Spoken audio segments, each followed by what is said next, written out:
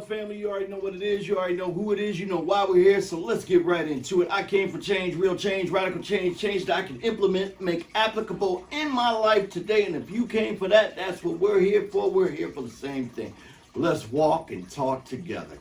All right, it's another episode of the Angry Black Man, and I'm really upset today, and I'm upset for a lot of good reasons today, folks. So I'm hoping that you guys can walk with me as I talk about these things, as I share my thoughts today.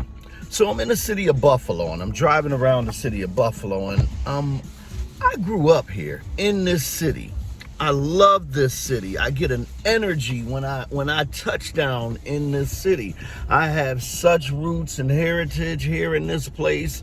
I see history in my city. I see not only history from my family, but history in general. There's a lot of African history here in my city. A lot of cultural stuff. The Underground Railroad ran through here.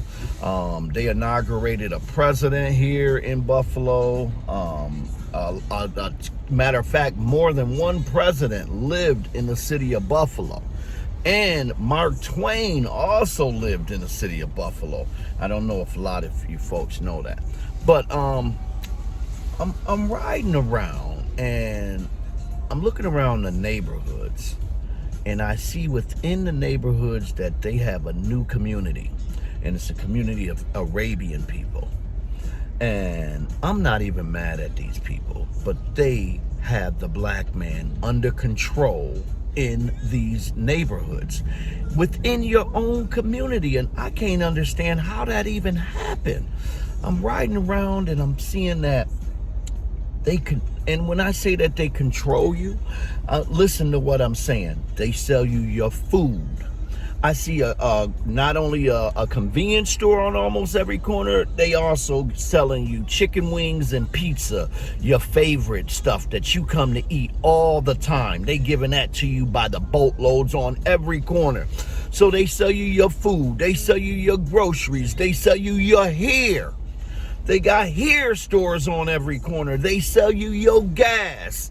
They own the gas stations. They got hardware stores. How did they do that? They even bought up the old churches, and they got the churches in these communities. How did that happen? We've been living in these neighborhoods forever, but we've never had a community. You know the difference between a neighborhood and a community? A community is what these Arabian people have because they help one another. They network with one another. They socialize with one another. They make sure that they are the benefactors of one another. They support one another. You know, things that we just don't do in our black community. Been lived in these neighborhoods forever. Sweet, Sobieski, Stanislaus, Broadway. They even got drug stores. Come on. We don't have nothing. I'm looking around. You know what I see? And they even got clothing stores. They sell you your clothes too. I thought about that. We have nothing. I just seen Arabian family come out the bank. And let me tell you the amazing thing about this family. I seen a husband, his wife, their children, all going into the bank and all coming out. The husband didn't go in there by himself and do any banking. Mom didn't run in there, let me go do what I got to do and come back out. They went in as a family. As little kids, they got little kids showing them how we help and develop money, economical systems being put in place for children that we won't do. We'd rather wear our future than see our future. If I see a $2,000 purse goes on sale, my wife says, hey, they got a $2,000 Coach bag on sale for $99, Trent. But they only got 100. And they go on sale tomorrow at 7 o'clock. You know what I'm gonna do? I'm gonna get in that line for my baby. And I'm gonna make sure she got that purse. and I'm gonna pay that $100. And in 10, 20 years, when that purse ain't no more significant, laying in the corner collecting dust, we can see that purse, maybe we could pass it down. But I could take that same $100, let it grow in a bond, an IRA, and take that same $100 and now pass it on to one of my children. Maybe they can use it to start a family. It can be a seed money to buy a home, pay off student debt, to own a business. But that's seeing the future. But no, I'd rather wear my future. I'd rather put on a $100 pair of Jordans than buy a $100 bond for my grandson. And why is that? And that ain't nobody's fault but yours. That's each and every one of your fault out there. It's not just my fault. It's your fault too. Because we've been conditioned to say, I need to look good first. I gotta look good. I gotta do it, boy, and I gotta do it looking pretty. I got a $400 sweatsuit on right now. $400. And I ain't even got $400 in my bank. Huh? I got more money in my closet than I do in my bank account. Wow. No, my father taught me, he said, if I look like I need a haircut, it's already too late. Do you know that concept? So it's beyond the haircut. So if I look like I need a bath, it's too late. If I look like I need clean clothes, it's too late. If I look like I need a new pair of sneakers, it's too late.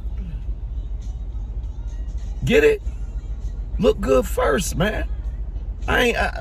You probably got your nails done, got a $300 bag, but ain't got diapers. You probably need to borrow $20 to get a pair of diapers. Huh? Let's talk about it. Let's talk black just for 1 minute, folks.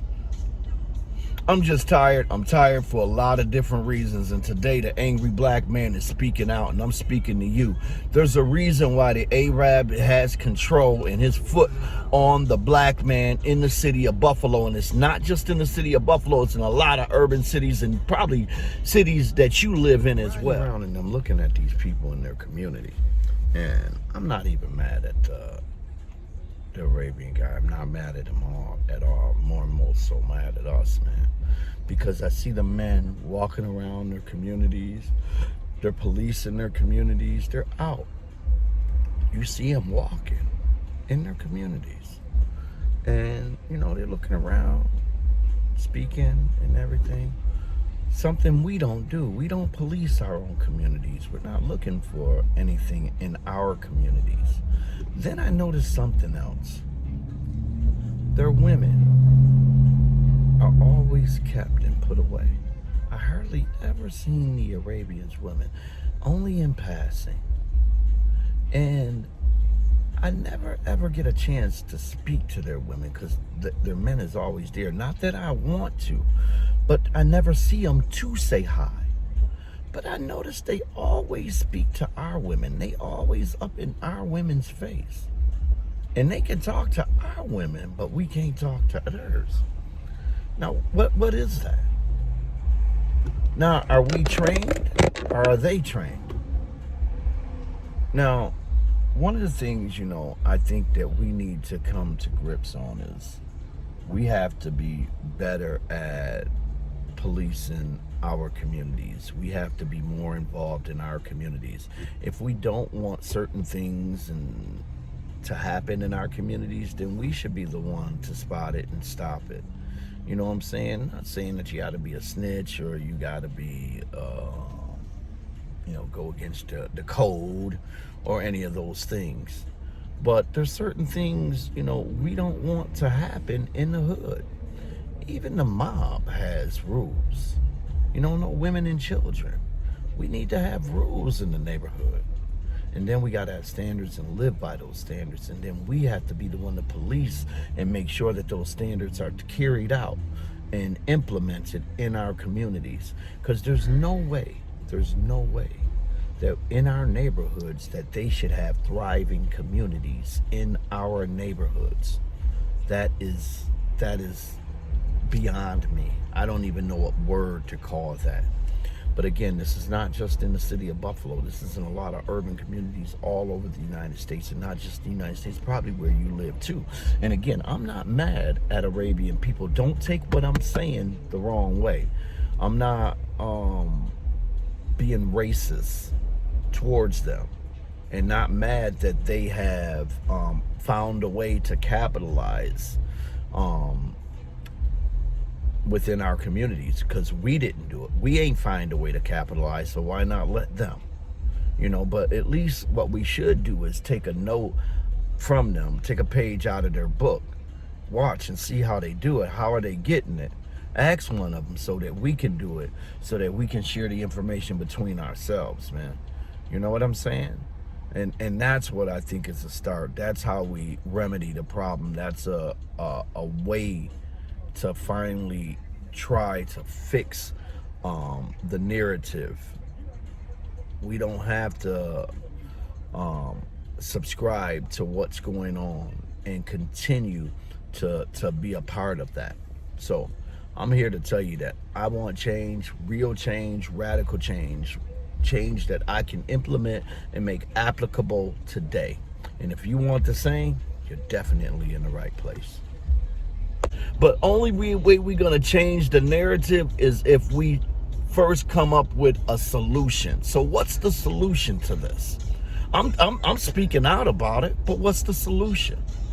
The solution is that we got to start sharing information and not be afraid to see one of us come up and to say, man, it's all right to see you succeed, and it's okay for me to be proud of you as a black man and see you have something, instead of me wanting to destroy it or take it away from you or be jealous of you because of what I don't have. It's time for us to change that. We have to stop the narrative. And if we want change, the change starts within. I can't wait for it to start with you. I'm not waiting for you to change. I don't even care if you don't change. No, I'm lying. I do care. But the change starts with me first. I'm not waiting for you. I'm putting it in progress in me, so I can instill these values not within just myself, but in everybody that comes in contact with me. If you come in contact with me, you have to change. There ain't no way you can be the same and walk in my presence, because I will not allow it. And if you do, shame on you. If you allow people to come in your presence and walk away defeated, or walk away not uplifted or feeling better about themselves because they met you, shame on you. You are not living out your true purpose. And I'm going to be bold and take a stand and say that. You are not living out your purpose. So listen, this is Trenton Jenkins. I'm signing off. Once again, live life out loud with purpose. If you hear anything that resonates with you, any truth that you can make applicable, please share this content. It costs you nothing, family. Give me a thumbs up. It costs you absolutely nothing. Let YouTube know that this content is valuable. I just want to share my information with you. This is me working for you. All right? Peace and love, family.